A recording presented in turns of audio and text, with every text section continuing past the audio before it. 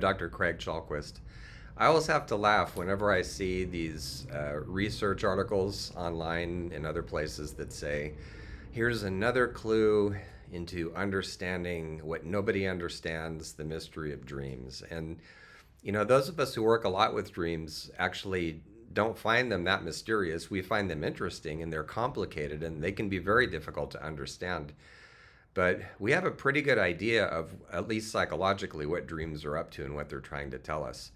And there's really a lot of good material out there, dream courses and dream groups and dream circles and all kinds of things. So I wanted to do a couple of things with this video. The first is I want to do a little bit of a pitch for my video class on dreams. It's actually 6 videos, 3 hours. But what makes mine different, and I'll give you some tools to use too here. What makes mine different is that it looks specifically at what I refer to as world dreams. Now, what I mean by world dreams is the kind of dreaming where external events, cultural happenings, ecological happenings, big things that show up in your dreams in advance of big things that show up in the culture, those are world dreams. Those are dreams that connect us directly to the world and show that we're witnesses of our time. What do you do with that? Sometimes they're huge. So I'll talk a little bit about that. In terms of this particular video, I'm going to reverse the way some people do it when they're trying to bring some attention to something that they're selling, which is what I'm doing. The video on demand class is called When the World Shows Up in Your Dreams, Decoding the Call. But I'm going to get to the practical dream tools first because I want you to be able to take something away from this video. And I'm going to save the spiel, which will be brief, for after. That way you can get something useful out of this. And when you get to the spiel part, if you don't want to listen to it, you don't have to. You can just turn it off. So let's talk about these world dreams a little bit. Now, in terms of understanding any dream, there are at least 2 things that make them difficult. A few others too, but there's 2 big ones that always come up for people that make dreams confusing. The first is that dreams speak in symbols. They speak metaphorically rather than literally. And even though they do speak that way, the dreams are not a disguise. They're not indirect. They're not trying to bring confusion or anything like that. They actually give you a pretty accurate picture of what's going on. So you might have a dream where you go to bed at night feeling kind of distraught and maybe you feel like your life is taking the wrong path in some way or another. And you dream that you're a screw and there's a giant screwdriver screwing you into a big piece of wood. So one way of understanding this through the language of symbol and metaphor is that maybe you're doing something that's screwing up your life, right? I hope you aren't, but that's one way of understanding it. Or maybe you've done some worthy thing, or you've moved past a certain obstacle, or transformed your life somehow. And then you might have a dream where somebody puts a victory wreath on your head to honor you for what you did, because you're not consciously doing it in the day world, right? Or if your life is about to change direction, you might have a dream that there's a weather vane that's pointing this way, and then it swings over and points that way. So there's all kinds of ways that dreams speak to us in the language of symbols to alert us to the things that are going on, especially in the deeper aspects of our lives. So how to figure this out, how to speak symbol, right? So most dream courses will give you at least a couple of tools that a lot of us have used over the years. We're all quite familiar with them, those of us who've worked a lot with dreams. So free association, Freud's technique, which involves you take one of these symbols in a dream and you ask yourself, what's the first thing that pops into my head when I hold this symbol in my imagination?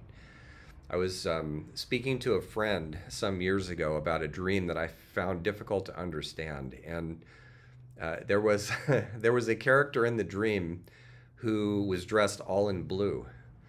And so my friend said, well, describe the outfit to me. And I said, well, he was wearing kind of a blueprint. And I went, a blueprint. And it resonated. It wasn't just a mental game. I could feel it, right? So when you get the right association to a symbol, you feel it in your own body and in your emotions too. So that's one way to decode some of the symbols in dreams, and a lot of dream workers do that. Another way of working with them is what Carl Jung called active imagination. So you hold the symbol in your mind and you let yourself get into kind of a daydreamy state of reverie and allow the symbol to start having its own movement, its own life. Maybe it speaks to you, maybe other characters come in. So it's kind of like a daydream while you're fully awake. And so, in this way, you're inviting your unconscious mind to step in and tell you more about what the symbol means.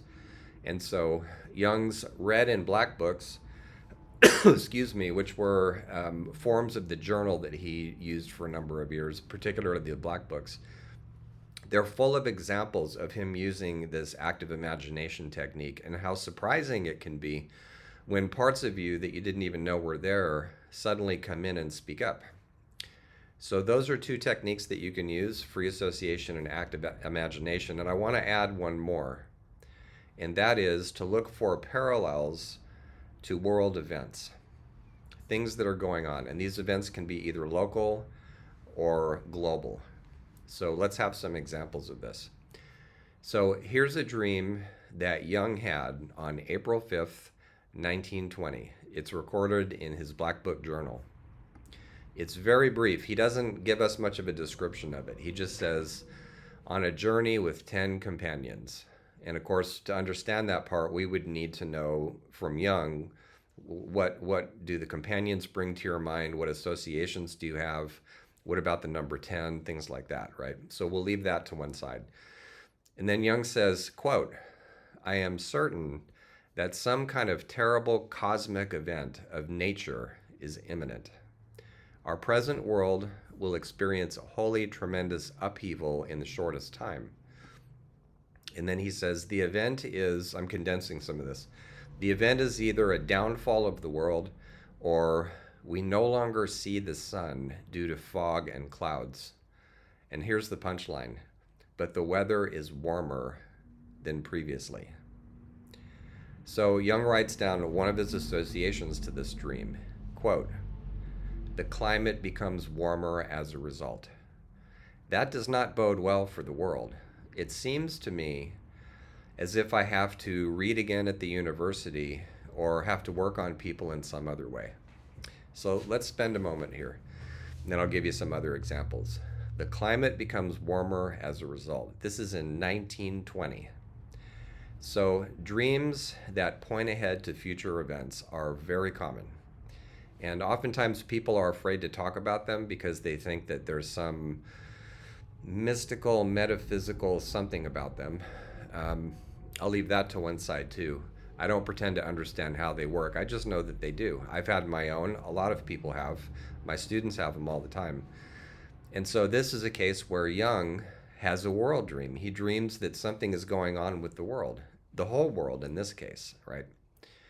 So, and then he says, I think I have to read again at the university or work on people in some other way.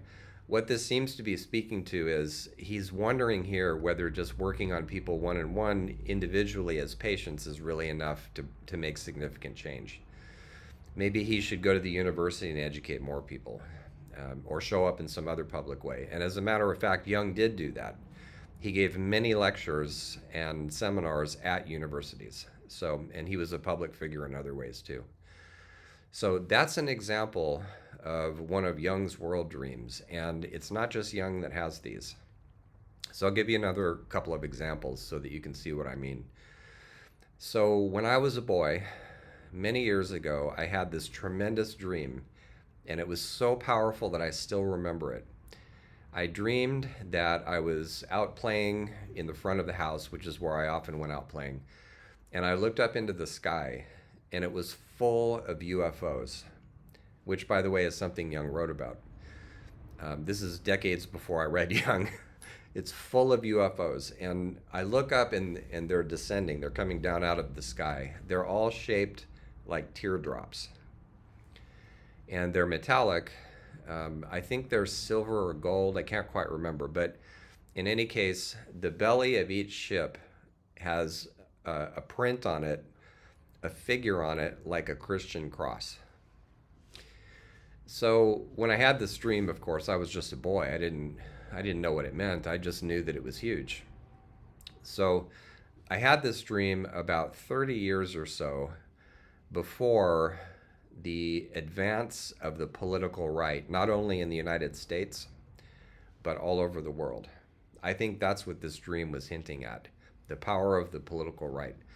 The dream doesn't take a position politically, but it does indicate that there's some kind of a struggle involved because the ships are shaped like teardrops, right?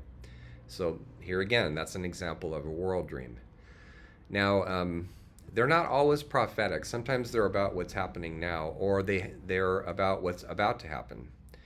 So Lincoln, as is commonly known, actually, dreamed of his own death 3 days before he was assassinated.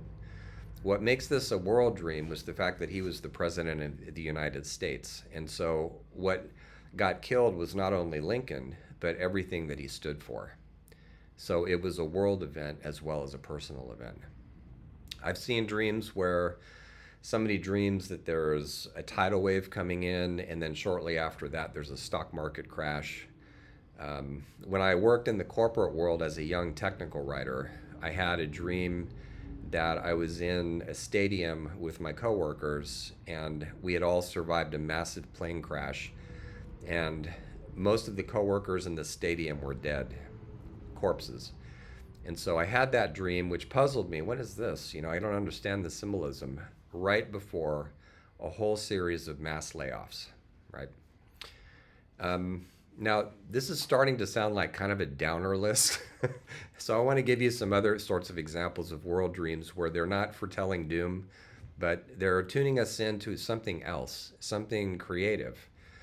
So 1965, Paul McCartney has a dream, and it's the melody of a song. So an acoustic song. So he wakes up and he starts looking around for this song because he figures he's heard it somewhere. And he looks and he looks and he finally decides, I'm not sure if I heard this song anywhere or not, but I'm going to start playing it and put it on my albums and sell it. And if someone owns it, if it's somebody else's, they can let me know. So it was actually a dream song, and it became his song Yesterday. That's where that came from. So in the world of science, there are countless numbers of dreams linked to scientific discoveries. So Niels Bohr, who came upon the structure of the atom, came upon it in a dream. He dreamed what an atom looked like with electrons moving around in orbit, and he didn't have the evidence. So he had to go looking for the evidence in order to support what the dream already told him. So there's a pretty famous example. Einstein dreamed that he was running down a hill. This is the early 1900s, and he's running faster and faster, and he's running so fast he's approaching the speed of light, and he looks up and the stars all look different. This gave him the clue for his famous theory of relativity paper. James Watson had a dream, very mythic, by the way. He dreamed of two intertwined snakes like this, which in myth is a symbol of both Hermes and Iris, who are messengers of the gods. And in this case, the messengers of the gods gave him the clue to the double helix structure of DNA. So those are some examples of world dreams. What they show us is that, especially when the dreams are intense or disturbing, we are not just the victims of these big dreams. We are witnesses to the inside story of our time. So now the spiel.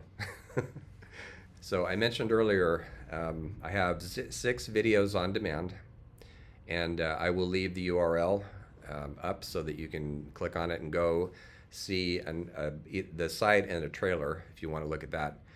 It tells a little more about what this course is. But let me give you a really quick overview of the 6 videos, and then that'll be good. So in the first video, we're going to talk practical dream theory. And What I'm hoping with this video is that it's not just what you may already know if you work a lot with dreams, but that there's some new things in it.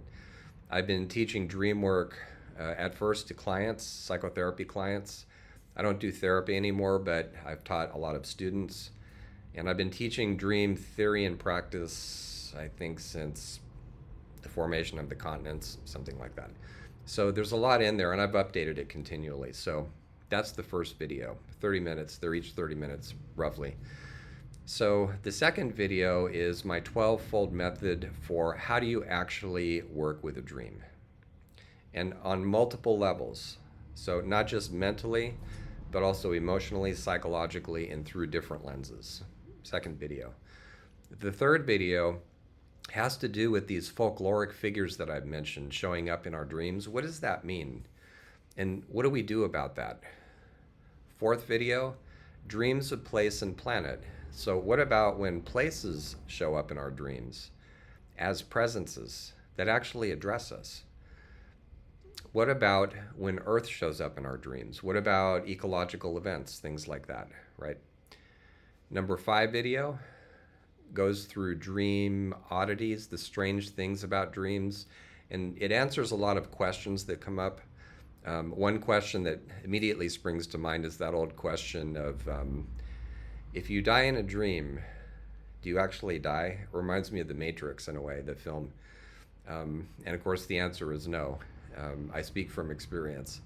But in the videos I talk a little bit about what those kinds of dreams might mean. They're very disturbing when we have them, but they don't necessarily mean anything about literal death. So that's video 5, and then the 6th video is reading the dream of the world. And what I mean by that is that when we're doing world dreaming, we're dreaming with the world, not just of the world. So we'll get into that in the 6th video of my dream course. So I hope you find the course useful, and I hope you found this video useful too. Thanks so much.